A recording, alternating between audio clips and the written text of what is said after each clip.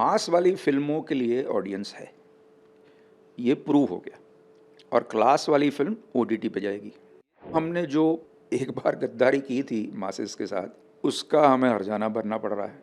हमें बनानी है फिल्में जिसमें अर्जेंसी हो, जो लोग आज के आज देखना चाहें। जब तक सब लोग मिलके ये बात नहीं समझेंगे कि फिल्म इंडस्ट्री का फाइनेंशियल सिचुएशन नहीं, फाइनेंशियल स्ट्रक्चर क्या है, तब तक हम खास कुछ कर नहीं पाएंगे। इंडस्ट्री के जो हालात चल रहे हैं सर, लगातार फिल्में, बड़ी बड़ी फिल्में फ्लॉप हो रही हैं, कैसे देखते हैं आप आज के हालात को? फिल्म इंडस्ट्री के जो हालात अब हैं, इसमें क्या है, बड़े सारे लोगों की बड़ी सारी ओपिनियंस हैं कि जैसा है वैसा क्यों है। मेरा मानना ये है कि बहुत से कारण हैं। एक, हम लोग इसको डिवाइड करते हैं।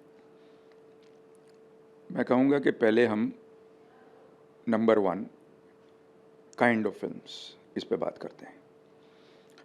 तो एक ज़माना था जब हम डायरेक्टर बने थे, फरेब, गुलाम, कसूर, ये जो फिल्में थी, हमने वो फिल्में बनाई, चली भी। फिर एक दौर आया मल्टीप्लेक्स का। मल्टीप्लेक्स में क्या हुआ कि बहुत से लोगों ने कहा कि यार अब ना मल्टीप्लेक्स वाली फिल्में बनाते हैं, और अचानक जो फिल्में होती थी, अच्छी या बुरी, सिर्फ फिल्म होती थी, अब ये सिंगल स्क्रीन और मल्टीप्लेक्स में डिवाइड हो गई, नीश ऑडियंस और मासेस जज बातें हुई, है ना। तो जब मैं इनसे कहता था कि यार मासेस आते हैं, अरे बोलते हैं कि यार मासेस का तो ऐसा है कि 50 रुपए की टिकट और यहाँ 500 की, वहाँ 10 लोग बैठेंगे, यहाँ एक को ही बैठना है, सोचो।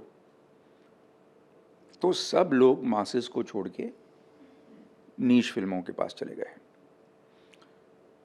मतलब एग्जाम्पल के लिए, ज़िंदगी मिलेगी ना दोबारा जैसी फिल्म जो है, बड़ी अच्छी फिल्म है, सेंसिटिव फिल्म है, लेकिन उसका जो बिज़नेस है, इतना कमाल का, इतना बड़ा बिज़नेस, वो एक ऐसी ऑडियंस की वजह से है जो फिल्में देखने आती थी। अब आ गया कोविड। कोविड में जो फिल्में देखने की आदत हुआ करती थी ना, वो छूट गई। आप देखेंगे कि बचपन में भी ना आपको एक गेम खेलने की आदत होती है, सब दोस्त लोग गेम खेला करते हैं समर हॉलीडेज़ में, और फिर स्कूल शुरू होती है और फिर वो आप गेम भूल जाते हैं। आप भूल जाते हैं कि आप वो खेला करते थे, इतना मज़ा किया करते थे। तो नीश ऑडियंस जो थी वो कहती है अरे यार ये तो अभी आ जाएगी टीवी पे, प्रॉब्लम नहीं है कोई। कौन रह गए? मासेस, जिसको आपने पूरी तरह से इग्नोर किया। लेकिन साउथ ने नहीं किया। साउथ ने हमेशा मासेस के लिए पिक्चर बनाई, इसलिए साउथ वाली फिल्में चलती हैं, क्योंकि मासेस जाते हैं। वो अभी भी सुपर हीरो देखना चाह रहे हैं, पुष्पा देखना चाह रहे हैं, कंतारा देखना चाह रहे हैं। वो अभी भी विलन को विलन समझते हैं, अभी भी सीटी मारते हैं, ताली मारते हैं। हम लोगों ने ताली सीटी वाली फिल्में बंद कर दी। इसका मैं एक उदाहरण देता हूँ। हाल ही में एक फिल्म आई थी, badass Ravi Kumar. Badass Ravi Kumar का इतना शोर हो गया रिलीज़ के पहले, उसके डायलॉग्स को लेके, उसके म्यूज़िक को लेके, कि उसको 2.5-3 करोड़ का ओपनिंग लगा, जो बड़ी बड़ी फिल्मों को नहीं लगता। इसका मतलब क्या है कि मास वाली फिल्मों के लिए ऑडियंस है, ये प्रूव हो गया। और क्लास वाली फिल्म ओटीटी पे जाएगी। तो ये तो हमने जो एक बार गद्दारी की थी मासेस के साथ, उसका हमें हर्जाना भरना पड़ रहा है। दूसरी बात है अर्जेंसी। अर्जेंसी का मतलब क्या है कि एक टाइम था कि हम लोग जब फिल्म देखने जाते थे और टिकट मिलती नहीं थी तो हम लोग ब्लैक में देखा करते थे। अब तो शायद कोई ब्लैक भी नहीं करता, लेकिन ब्लैक ये होता था कि 100 रुपये की टिकट आपको ब्लैक मार्केट ईयर से बाहर 200 में लेनी पड़ती थी, लेकिन आप लेते थे क्योंकि आपको फिल्म उसी दिन देखनी, आपको कल का इंतज़ार नहीं करना, आपको संडे का इंतज़ार नहीं करना। अगर इतना अर्जेंट आपका नीड नहीं होता फिल्म देखने का तो आप नहीं खरीदते। अगर आप कहते चल यार कल देख लूँगा, परसों देख लूँगा, तो ब्लैक मार्केट जैसी चीज़ ही नहीं होती। तो अभी ये जो कह रहे हैं ना कि यार 2 महीना में तो आ जाएगी ना OTT पे, इसलिए लोग नहीं आ रहे हैं, लेकिन फिर साउथ फिल्म्स देखने क्यों आ रहे हैं? हमें बनानी है फिल्में जिसमें अर्जेंसी हो, जो लोग आज के आज देखना चाहें, या हमको वो करना है। और मेरी फिल्म जो अभी हाल में रिलीज़ हुई, तुमको मेरी कसम, बहुत तारीफ हुई उसकी, बहुत अच्छे रिव्यूज़ मिले, लेकिन नहीं चली क्योंकि ये अर्जेंसी वाली फिल्म नहीं थी। और भले ही मेरी फिल्म नहीं चली और दुख हुआ मुझे, लेकिन मेरा जो समझना था वो और भी प्रूव हो गया कि जब तक अर्जेंसी नहीं होगी फिल्म में तब तक कुछ नहीं होगा। तो हमें इस किस्म की फिल्में बनानी पड़ेंगी जिसका लोग फर्स्ट डे फर्स्ट शो इंतज़ार करें, और वो है मासेस। अब आते हैं हम लोग प्राइजेस पे। एक फिल्म डिस्ट्रीब्यूशन की जो लिटरेसी है ना, वो नहीं है लोगों में। लोगों में मतलब एक्टरों में, टेक्नीशियंस में।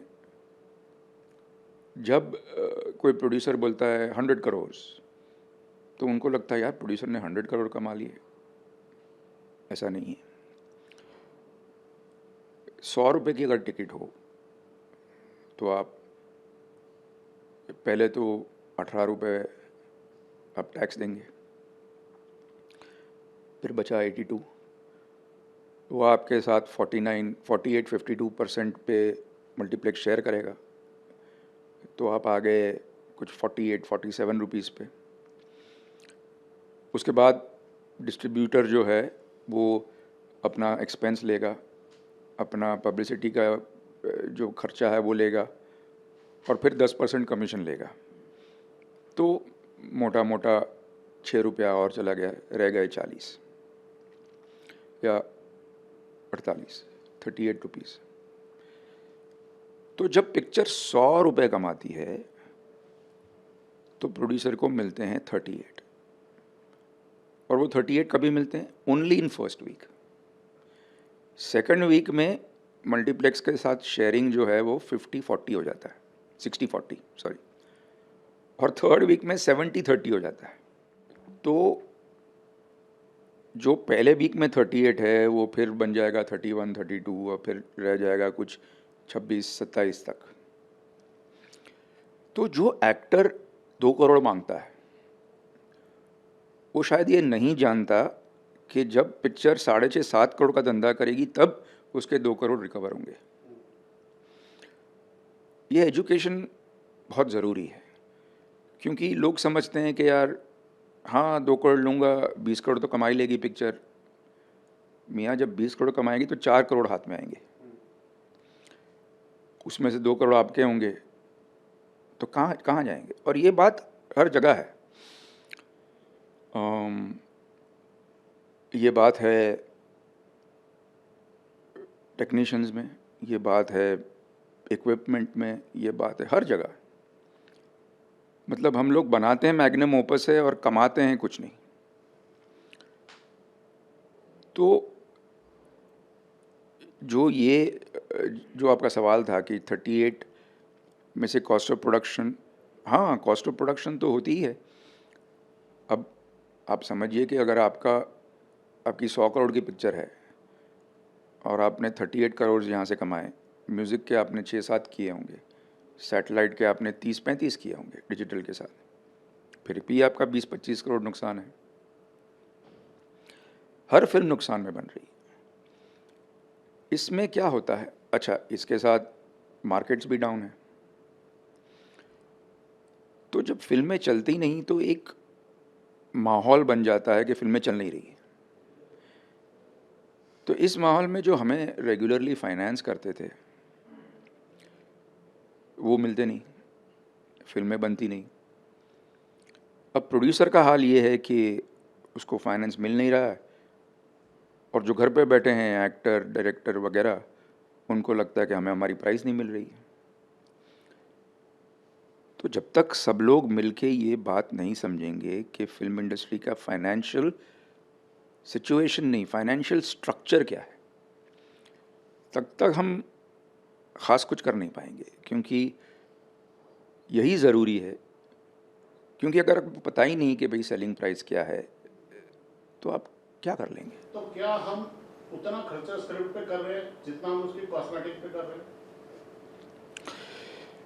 देखिए, कॉस्मेटिक और कंटेंट का जो वॉर है वो उसमें प्रोड्यूसर हमेशा पिस चुका है।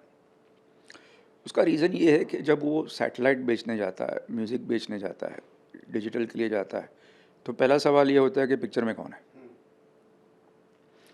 आपकी पिक्चर में कुछ नए लोग होंगे तो आपको कुछ नहीं मिलेगा, और अगर आप पिक्चर में किसी को लेते हैं तो आपका बजट ऊपर चला जाता है। तो यही कश्मकश है। तो मुझे लगता है कि ये सारा प्रॉब्लम 1 मिनट में सॉल्व हो सकता है अगर music companies, digital and satellite companies ये मैसेज देना शुरू कर दें कि हमें अच्छे गाने चाहिए, हमें अच्छी पिक्चरें चाहिए। तो भले वो स्क्रिप्ट सुन ले, भले वो कहानी सुन ले, भले गाने सुन ले, एक अच्छी पिक्चर बन रही है उसका आप अगर सपोर्ट करेंगे, ना कि स्टार कास्ट का, तो फिर प्रोड्यूसर के ऊपर ये बोझ नहीं आएगा कि उसे अच्छी स्टार कास्ट को कहीं से लेके आना पड़ेगा, वरना ये सब बिकेगा नहीं। अच्छी स्टार कास्ट लेके आते हैं, स्टार कास्ट के साथ सीओपी इतनी बढ़ जाती है, उसकी पिक्चर चल भी जाती है। जैसे डिप्लोमेट है, पिक्चर अच्छी है, चली भी, लेकिन वो बिजनेस नहीं कर पाई जो सुपरहिट बना सके उस पिक्चर को, क्योंकि इस पिक्चर का कॉस्ट बहुत था। अगर पिक्चर आधे कॉस्ट में बनी होती तो आज वो लोग ब्लॉकबस्टर की पार्टी कर रहे होते। तो ये प्रॉब्लम है। तो अंत में आप क्या मैसेज देना चाहेंगे अपने कोलीग्स को, इंडस्ट्री को? क्या चीज़ का प्रिकॉशन ले जो ये इंडस्ट्री बचे और पब्लिक लौट के आए थिएटर में? देखिए, मैंने तो जो आपको बोला ये मेरी समझ है, ये मेरे कुछ मैंने कुछ जो यहाँ वहाँ से देखा है उसके बलबूते पे ये मैं कह रहा हूँ। शायद मेरी बातें सही हो, शायद गलत हो, लेकिन मैं ये कह रहा हूँ कि अगर हम लोग 2 चीज़ें करें, करेक्ट कंटेंट लेके आए और कंटेंट के हिसाब से कास्टिंग करें, तो सब ठीक हो जाएगा मेरे हिसाब से। चलिए, ठीक तो नहीं, मगर ठीक होने की तरफ जाएगा।